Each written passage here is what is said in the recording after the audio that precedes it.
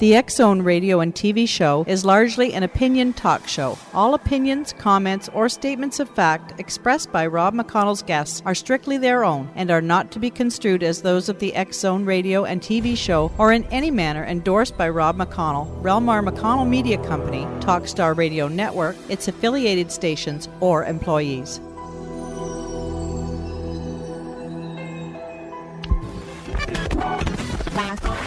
All Hit Radio.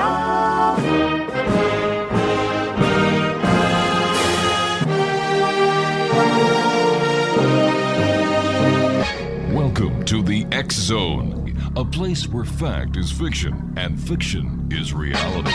Now, here's your host, Rob McConnell.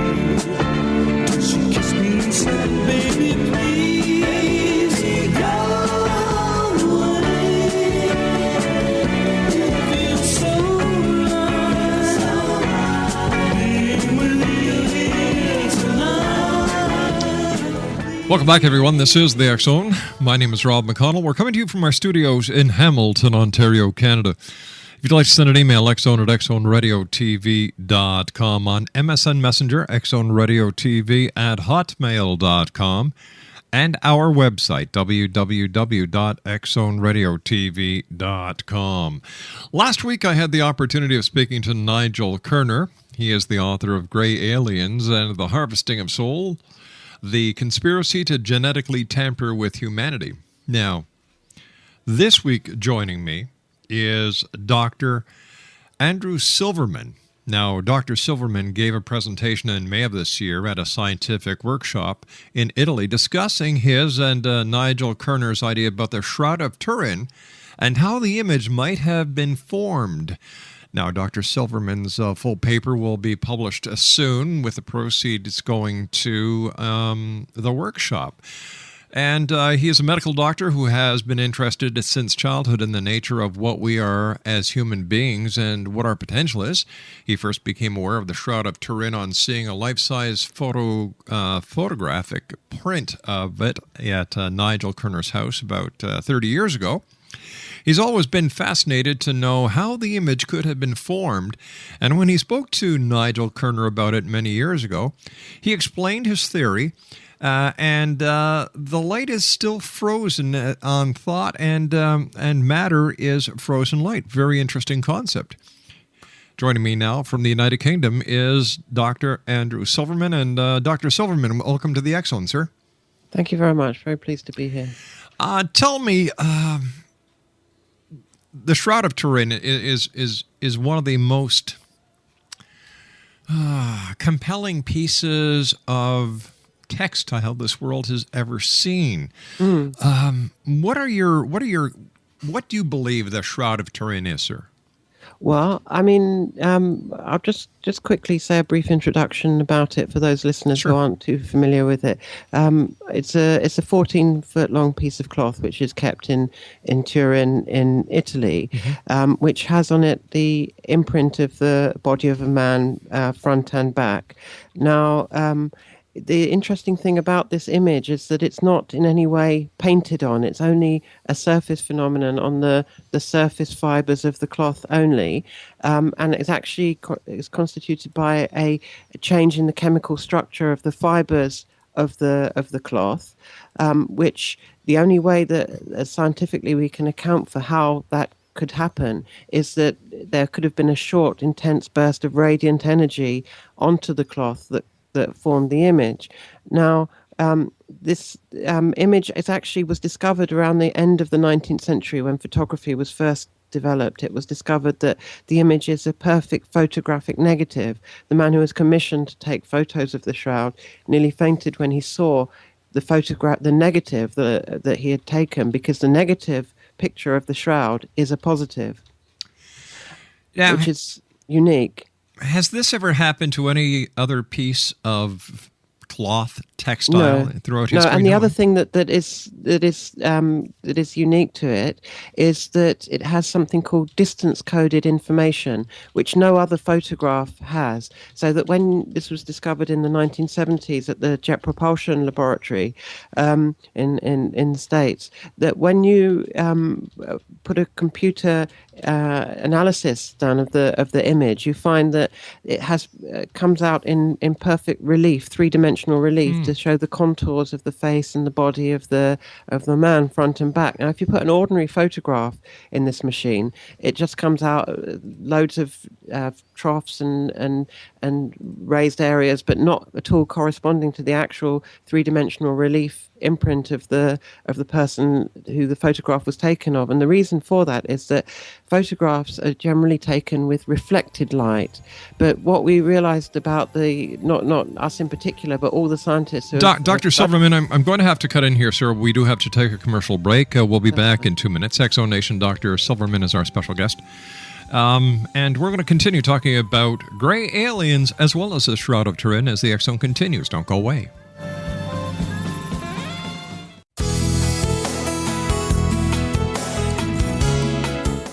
With each new extreme weather event or terrorist act, it becomes increasingly obvious that we live in uncertain and challenging times.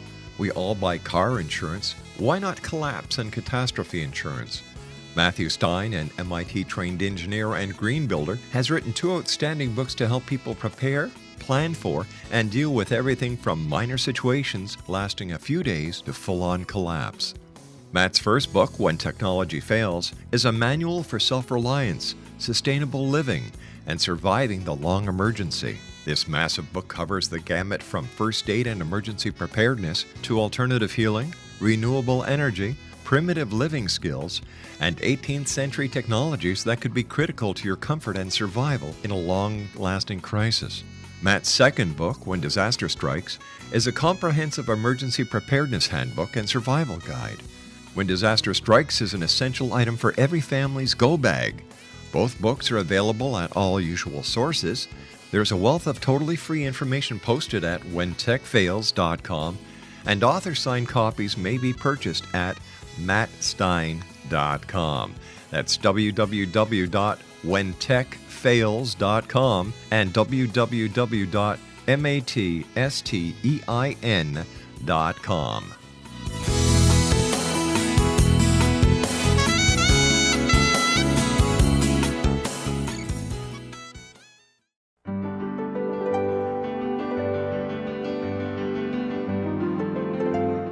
Named one of the world's greatest psychics, Elizabeth Joyce is now giving readings worldwide via Skype. Elizabeth Joyce is recognized for her clairvoyant ability to help find missing persons, her analysis of dreams, past life regression work, mediumship, and her accurate predictions. Elizabeth has been a frequent guest on the X-Zone radio show with yours truly, Rob McConnell, now for several years. For an appointment with Elizabeth Joyce, call 201-934-8986 or Skype at elizabeth.joyce. And for more information, you can always visit Elizabeth Joyce online at www.new-visions.com.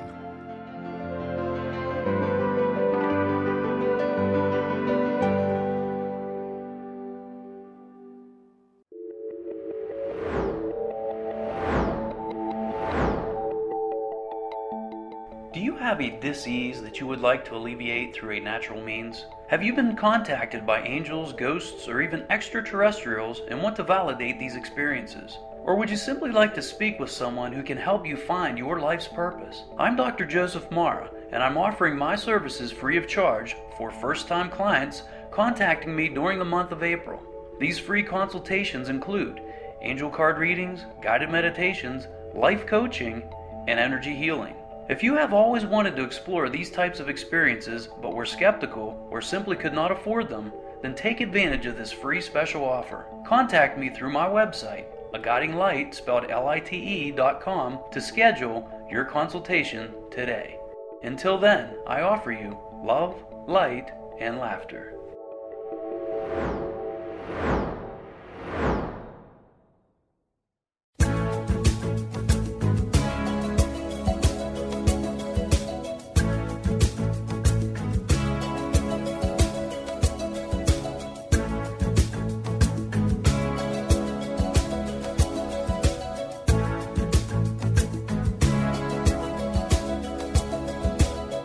Hear the drums echoing tonight, and she hears only whispers of some quiet conversation.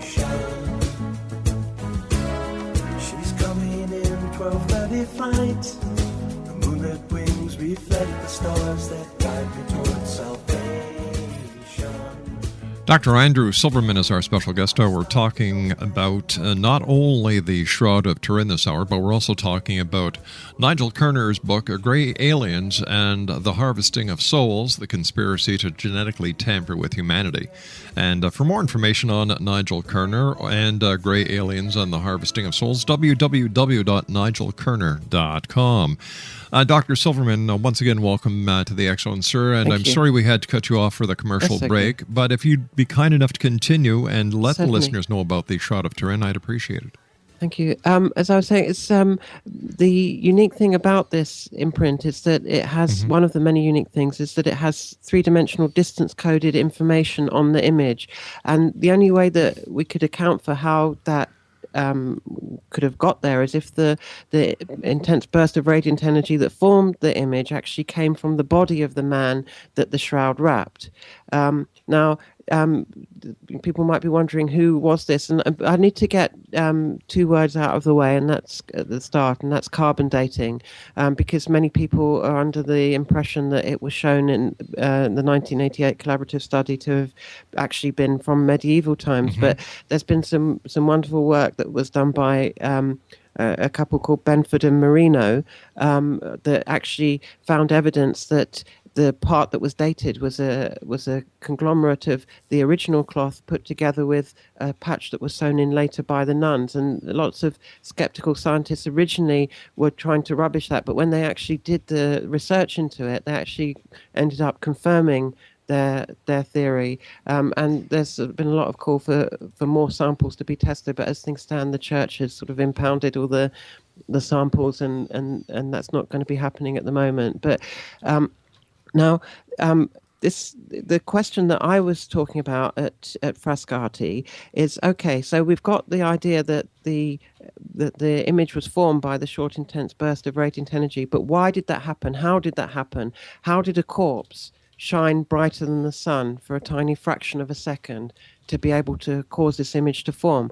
And to me, I think some of the clues might come into when we consider who this person was. Now, forensic pathologists who have studied the image on the cloth have said that this was a man who had been tortured. He'd been whipped by something called the Roman flagrum, which is this very painful device, and that also he'd been crucified with nails through the wrists, incidentally through the wrist, not through the hands, as the medieval artists used to believe it would have been, but it would have had to have been through the wrist. We now know from studies of anatomy that the hands wouldn't have been able to support the weight of the body, and in fact pressure of the nail on something called the median nerve would have actually caused a change in the position of the thumb, such that the thumbs would be bent inwards under the hands. And in fact, you do actually see this on the cloth. I could talk for hours and hours and hours about all the detailed anatomical, pathological, physiological ways in which you can see that it's all perfectly accurate, and many forensic pathologists who have studied it say this. But also, not only had he been crucified, but he had been pierced through the side, and also he had a cap of thorns that had been placed on his head with all the blood marks. So there is on the cloth there's three things. There's damage from a fire that happened to the cloth in the 16th century on certain patches of it. There's blood stains, and there's the actual image of the man. Now, interestingly, the blood got on there before the image happened.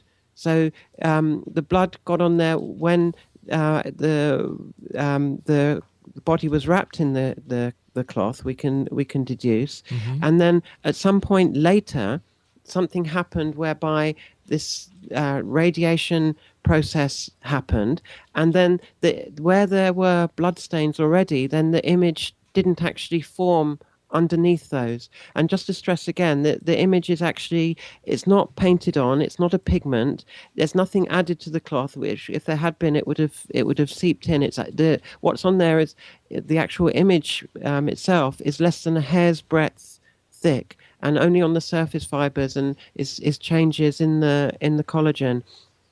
So really, I mean, I've been fascinated by this shroud ever since I first saw it, a picture of it 30 years ago, and went to see it when it was displayed in the late 90s. And there was a manuscript of one of Nigel's book that he wrote previously, which has yet to be published, but I'm looking forward to it being published, where he puts forward certain ideas about the nature of what humankind is, and the nature of what matter is, and what mind is, and so on. And the idea that he was putting forward is that actually, as you say, that matter could perhaps be frozen light, and that's something that is actually consistent with Einstein's equations and so on. And we know that at the Big Bang initially there was mainly photons, or electromagnetism, which is basically like light, and then later that condensed into matter, and that light itself is something called frozen thought. Is how he defines it. Now, this isn't just his idea. If you actually look at the developments that happened in the 20th century in quantum theory, someone called Erwin Schrödinger, who many listeners may have heard about the story of Schrödinger's cat, for example. Schrödinger was one of the founders of quantum theory, and came up with an equation that is so accurate that it gets confirmed every time it gets tested to billionths of a percent. And Schrödinger's idea is that the matter is made real only through the experience of a conscious observer, that until it's experienced consciously, that all it is just possibilities, probabilities, and potentials, and becomes real through the act of conscious observation. Now, he said also that being the case, that it has very interesting implications for the nature of our universe, of space, matter, and time. Because if you look at the way science describes time, it sees it as all of a continuum from beginning to end, if you like, Big Bang to the end of the universe, could all be mapped out as a line, with nothing to say which direction things are going in, or where you are upon that line. But because we have minds, because we're conscious observers, all human beings, that is, we experience something that we call now. Mm-hmm. That is always where all our experience is always within the now. And what Schrödinger said is that being the case, that not only do we make matter real, but that we make time happen. That because of this experience of now, and that if something that's been produced by the mind cannot then later destroy the mind. So his implication that he drew from that in a book that he published in the 1940s called What is Life, right, is that actually the mind must be something that's eternal. It can't have a beginning or an end if time is a product of the mind rather than the other way around. All right, when it comes to who this person may be, there's a lot of speculation that it may be Jesus Christ, but how do you confirm that? So, and how can you be so certain that this shroud has anything to do with the person known as Jesus? Right. Well, it's a very good question. And we can never know it for 100% as 100% fact. Mm-hmm. There isn't a signature on there saying, this sure. is who I am that formed the image. But what we can do is trace with a lot of evidence that the cloth was around in the 1st century, or in March or April in Jerusalem. And this March and April in Jerusalem is based upon pollen studies that have been done by actually by an Israeli botanist, and this has been confirmed by others as well. And the fact that it fits so closely to the description of events that are supposed to have happened to Jesus, and the fact that this is a unique object that's completely that has more has had more scientific study on it than probably any other object in history, and everything that has been studied has been consistent with this possibility that it was him. And the other thing, that the crucial point that I would like to expand upon a little bit, is what is it about whoever formed this image that made them capable of doing that? Now, if you look at the life story of Jesus, about his teachings and the way he lived his life, and I should say at the outset here that I come from a Jewish background, so I have no sort of vested interest and definitely no religious axe to grind here in wanting to say that this is Jesus. But this is what, and in fact, actually, interestingly, a lot of the Shroud researchers also come from a similar background. But the point is that if what we were discussing earlier about the connection between mind and matter, and people often ask, can mind influence matter? I actually once went to a talk 20 years ago when I was a student by a newly appointed professor of parapsychology, where he was presenting the evidence for and against whether mind can influence matter, and looking at extrasensory perception and what they call PSI, mind over matter. And at the question time at the end, I just raised my hand, and the chairman pointed to me, and I said, I'd just like to say, in raising my hand, I've proved, at least to myself, the power of mind over matter, because I believe we're all doing it all the time, every single moment, every time we exercise choice, we're demonstrating the power of mind over matter. Now, if, as quantum theory suggests, matter, the existence of matter is contingent, is dependent upon the existence of the mind, then we can imagine that power of mind over matter could, in its ultimate potential, be completely limitless. And if you follow what Schrödinger was saying, that actually Doctor, we're going to have to take a break. Please stand by. Exonation, Dr. Andrew Silverman is my special guest. We're talking about the Shroud of Turin, www.nigelkerner.com. And Dr. Silverman and I will be back on the other side of this commercial break as we continue from our studios in Hamilton, Ontario, Canada. My name is Rob McConnell. This is the X Zone. Whatever you do not go away. We'll be back right after the news.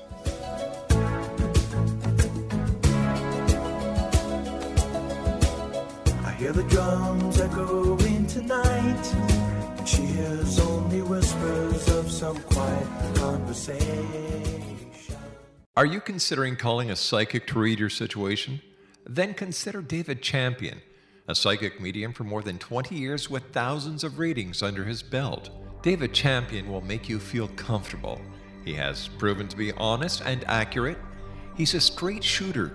There's no guesswork. What he sees is what you get. While he is a medium, most of the calls focus on relationships, not only love, but work, school, neighbors, and more. Need help with finding a job and preparing for the interview? Are you dealing with people who are obstacles in your path? For more information, go to davidchampion.com, $1.50 per minute paid by credit card with a minimum of 30 minutes. For your reading with David Champion, call 1-877-702-8598. That's 1-877-702-8598.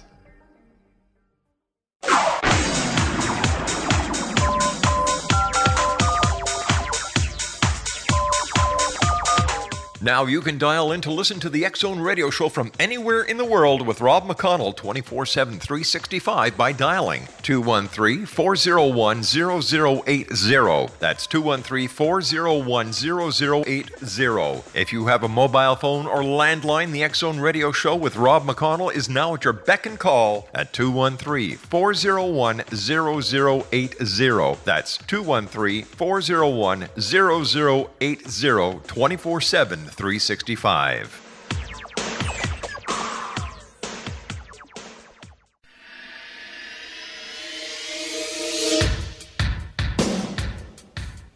My name is Michael Telstar, Canada's leading mentalist from Toronto, Ontario.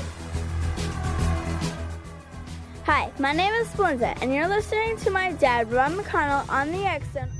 This is Psychic Dorothy from St. Catharines, and you're listening to Rob McConnell. Hello, my name is Holly Reeves, an astrologer from Astro For You, and you're listening to Canada's #1 paranormal radio show, The X Zone, with Rob McConnell. Welcome to The X Zone, a place where fact is fiction and fiction is reality.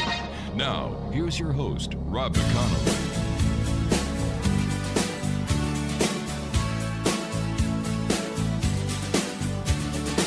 Every time I look into your loving eyes,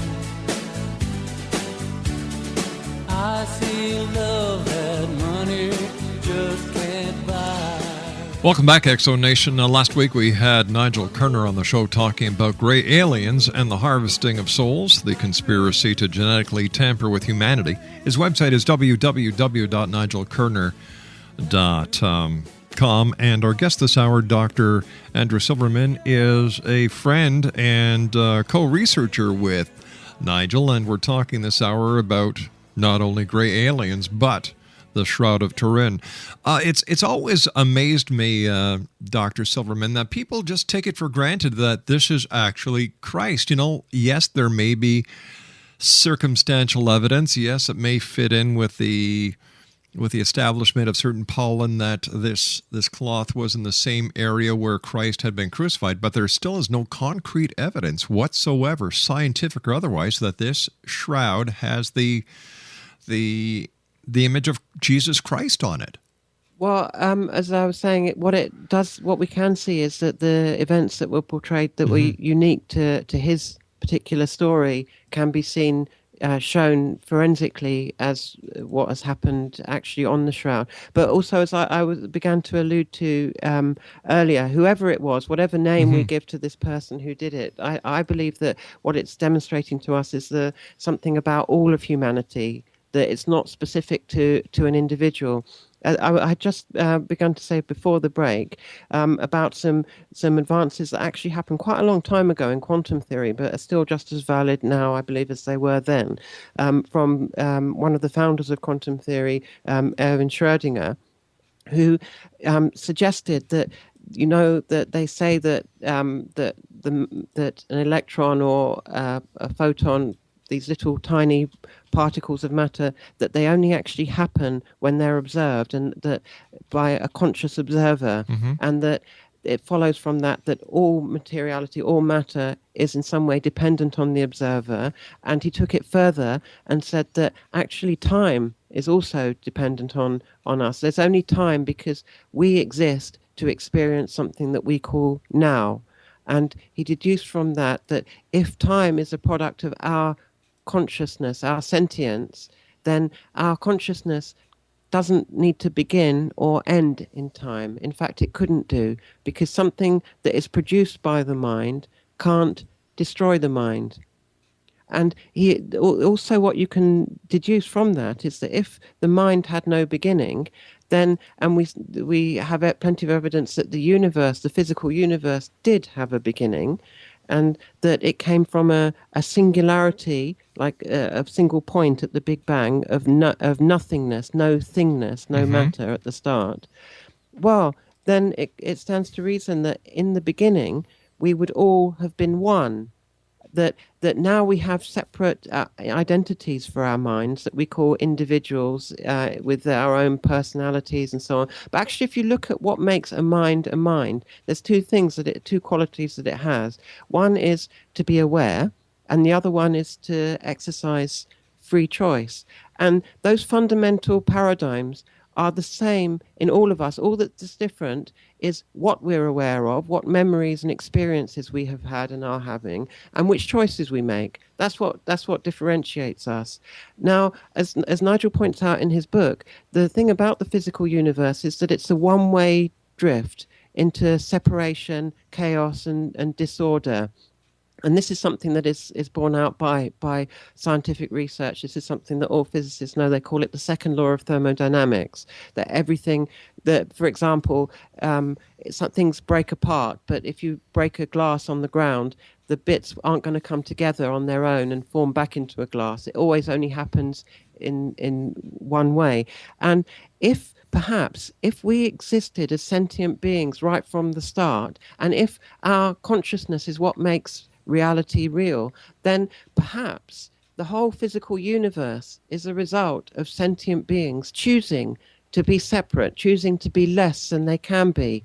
And this is where it ties back into people, to the great teachers of the past, like Jesus and the Buddha and several others, who actually taught that, for example, Jesus said, "Ye are gods," that he was always speaking of the wonderful potential of all human beings, not making himself out as put himself on a pedestal that no one else could reach. He always was at pains to say, all these things that I do, you can do, and you can do better than I'm doing. So that's why, in a way, I think although there is so much evidence that it's pointing to it being Jesus, I would say that the person who it was a son of man, if you like. It was a product of humanity, this person, and that's what matters, not what name they had, whether we call him Yeshua ben Yosef or Jesus or whatever. This was someone who lived a life in such a way that they were able to go against that entropic drift that all matter follows naturally to break apart, and should teach a way of living that does the opposite, this idea of loving your neighbor as yourself. Well, if we were all one at the start, and fundamentally we are all one, but our restrictions, our separation, our prejudices, our racism, our selfishness, our materialism, are the things that keep us separate.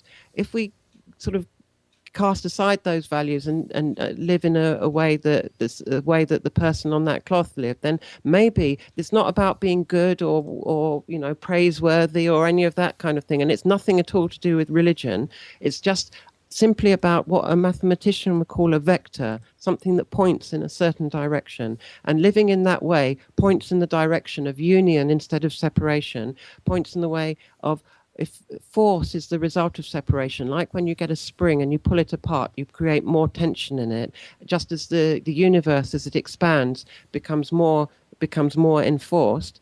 Well, then if you can actually undo that force, become the idea of they say peace on earth, goodwill to men. Well, if you imagine that free will, by definition, is defined as being a choice that is made without any force making you have to make that choice.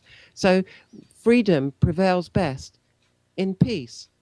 And the more enforced you are, the less free you are. So a material object is just a product of force. But any human being has something in them, I would argue, and I think there's scientific evidence to back this up, that can actually act against the prevailing forces and choose through their freedom not to follow trends and tendencies and habits and so on.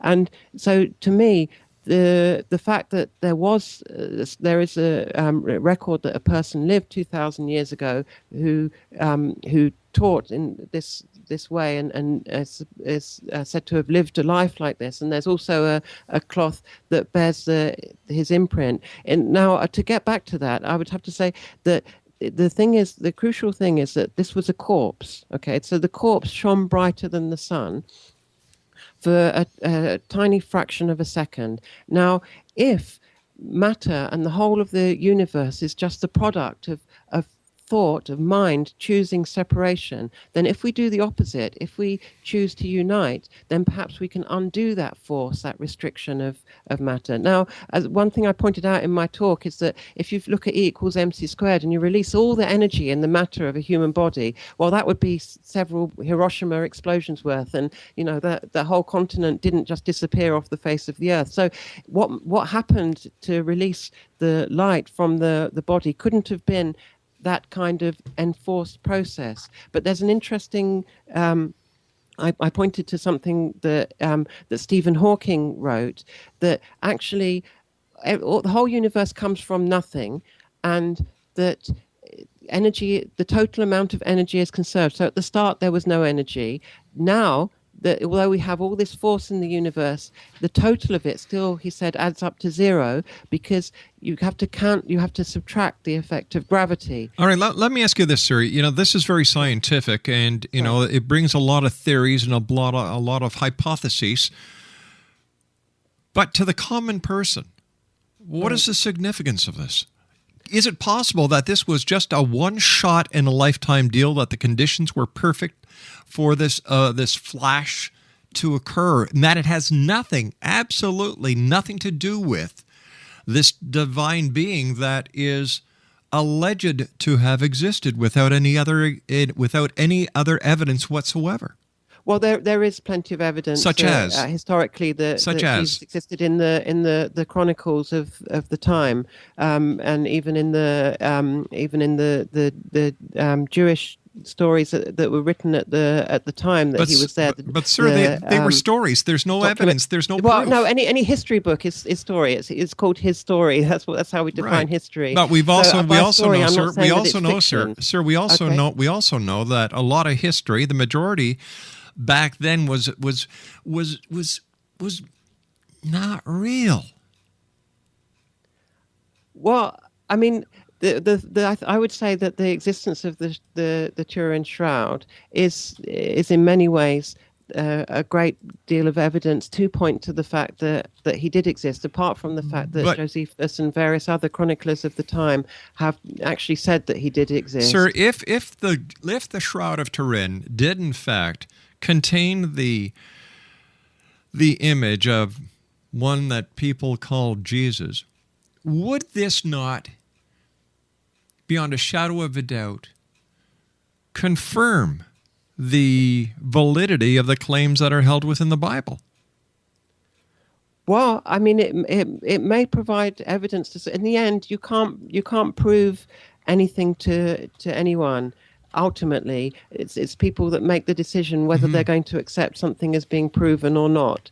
But I mean, the idea of that there was a resurrection is definitely, and perhaps even a transfiguration, if you like, because there are reports in the Bible that he was seen to, for example, I was talking about gravity. Well, he's reported to have walked on water at one time, to have risen up above the ground and shone brighter than the sun.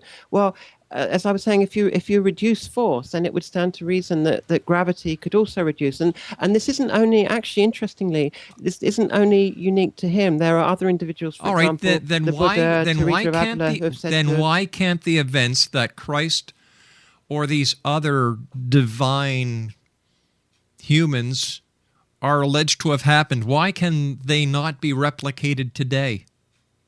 Well, I mean, you see, for example, if this happened, the Buddha was 500 years before him. He was said to have risen up above the ground at certain points, and then Jesus replicated it in his day. So maybe if we're not replicating it, it's just because our minds are pointing in the wrong directions, that he was saying what our potential was, but it's up to us whether we fulfill our potential. And he was demonstrating the ultimate of what we can achieve as human beings. And he always said, for example, when people were healed, he didn't say, "I have healed you." He said, "Your faith has healed you." He always was always talking about the potential of all human beings, not just of himself. Well, I can see over the years nobody has given him very much notice, because the world is in one hell of a sad state these days. There's hunger, there's illness, there's people dying in the thousands each and every day on this planet. There's not enough food, there's not enough water. We're on the threat of nuclear annihilation. Sure. So why can't these great masters, these divine beings, do anything to save our sorry butts? Well, because we have to do it ourselves. That's the whole point about free will. Or is that our excuse?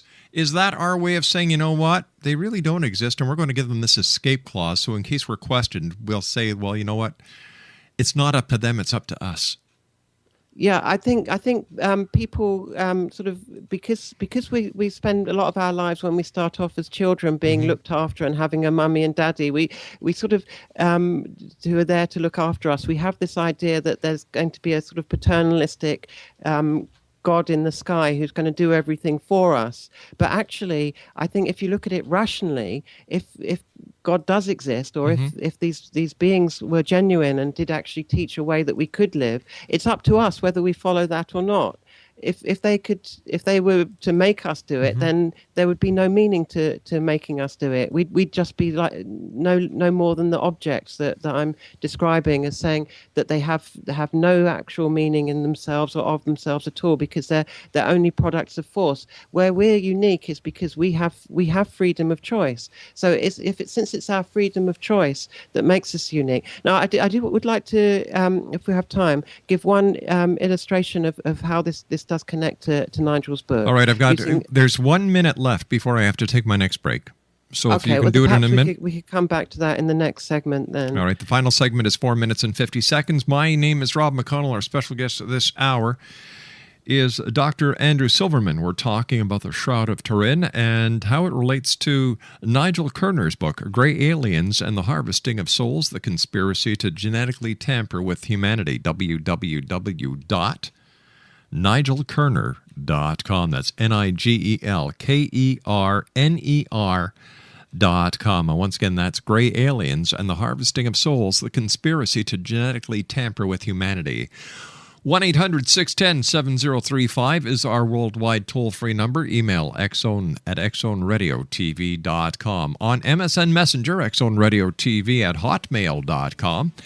And our websites, www.xzoneradiotv.com. And if you'd like to listen to the X Zone when we're not on air, www.xzonetv.com. My name is Rob McConnell. I'll be back on the other side of this break with our special guest this hour, Dr. Silverman, talking about the Shroud of Turin. One look from you, I drift away. I pray that you are here to stay. Anything you...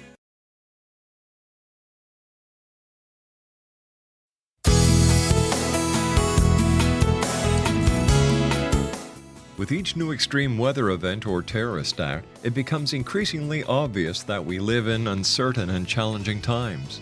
We all buy car insurance. Why not collapse and catastrophe insurance? Matthew Stein, an MIT-trained engineer and green builder, has written 2 outstanding books to help people prepare, plan for, and deal with everything from minor situations lasting a few days to full-on collapse. Matt's first book, When Technology Fails, is a manual for self-reliance, sustainable living, and surviving the long emergency. This massive book covers the gamut from first aid and emergency preparedness to alternative healing, renewable energy, primitive living skills, and 18th century technologies that could be critical to your comfort and survival in a long-lasting crisis. Matt's second book, When Disaster Strikes, is a comprehensive emergency preparedness handbook and survival guide. When Disaster Strikes is an essential item for every family's go bag. Both books are available at all usual sources. There's a wealth of totally free information posted at whentechfails.com, and author-signed copies may be purchased at mattstein.com. That's www.whentechfails.com and www.mattstein.com.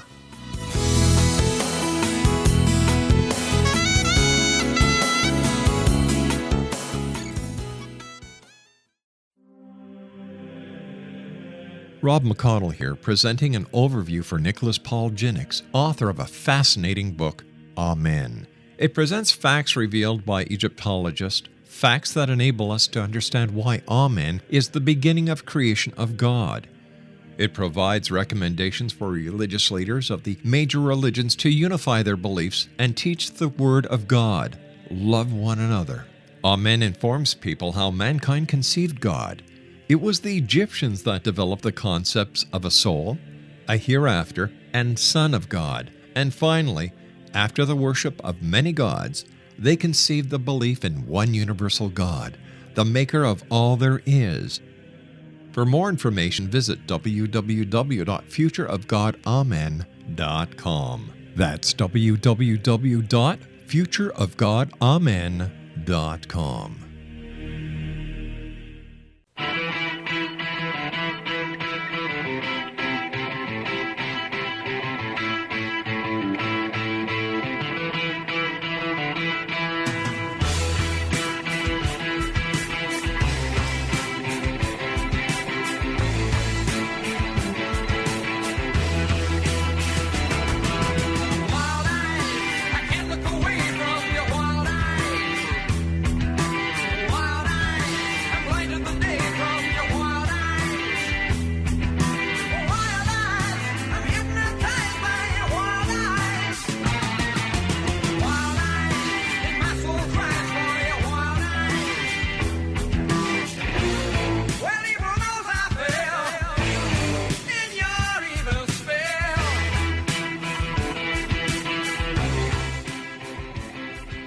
How does the Shroud of Turin, Dr. Silverman, relate to Nigel Kerner's book, Grey Aliens and the Harvesting of Souls?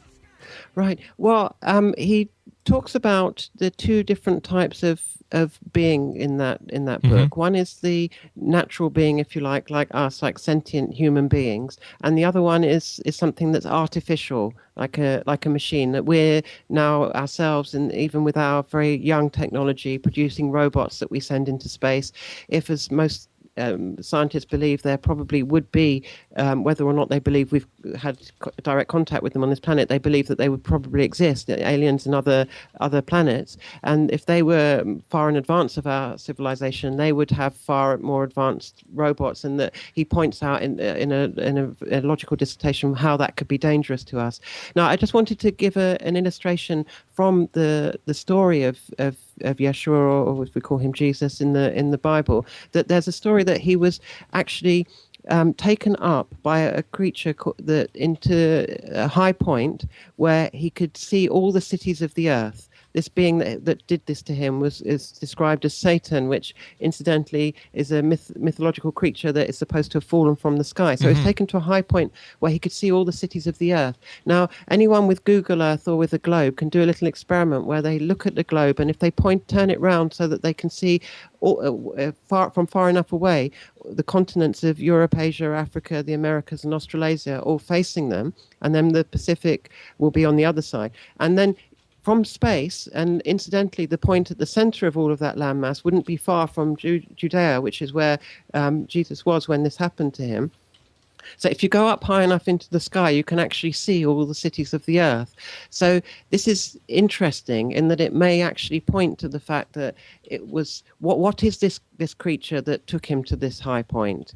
Because if people say it was the devil. If the devil is supposed to be in some way opposite to God, and we're sentient beings because we have some element of God in us that makes us aware, perhaps, then if something's more opposite to God, it wouldn't even have a mind. It's more likely actually to be like a machine, like a robot, to be as different to God as it can be. And so if that's the case, then it would fit that he was actually giving us a clue to the fact that there could be these things that aren't to be trusted, these creatures that come from outer space. And even Stephen Hawking, although he doesn't necessarily believe in UFOs and so on, he said that if we were to have contact from creatures from another planet, that we should assume that they're not likely to be very kind to us, in the sense that we're not kind to, as human beings with more technology. The ones with more technology tend not to be very kind to the ones with less, if you like. And we're not very kind in how we treat animals also, and lower species. Dr. Silverman, I hate to do this, sir, but we've just run out of time for tonight. I want to thank you so much for joining us. And we'll be speaking to Nigel Kerner next week here in the X-Zone Nation. For further information, visit www.nigelkerner.com. That's www.nigelkerner.com. I'll be back on the other side of this commercial break with the news as the X-Zone continues. We're right here, live and around the world from our studios in Hamilton, Ontario, Canada. My name is Rob McConnell. This is the X-Zone. We'll be back after the news at 6.5 minutes past the hour. Don't go away.